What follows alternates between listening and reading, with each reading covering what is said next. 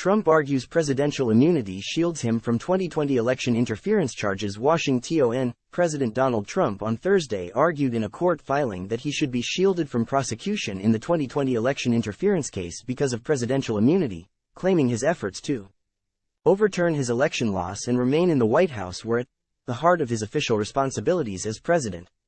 To ensure the president may serve unhesitatingly, without fear that his political opponents may one day prosecute him for decisions they dislike, the law provides absolute immunity for acts within the outer perimeter of the president's official responsibility.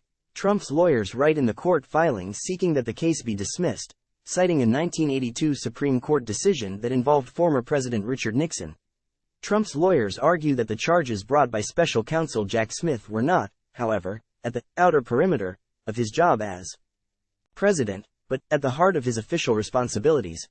Trump was indicted by a federal grand jury in August with 3 counts related to the effort to overturn the results of the 2020 election, including attempting to obstruct the electoral vote process, impeding congressional proceedings, and working against the right to vote.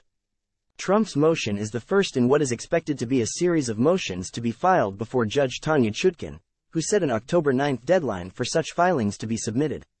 If Trump were to be successful in either convincing Chutkan or an appellate court, the case would be dismissed, and he would not have to stand trial.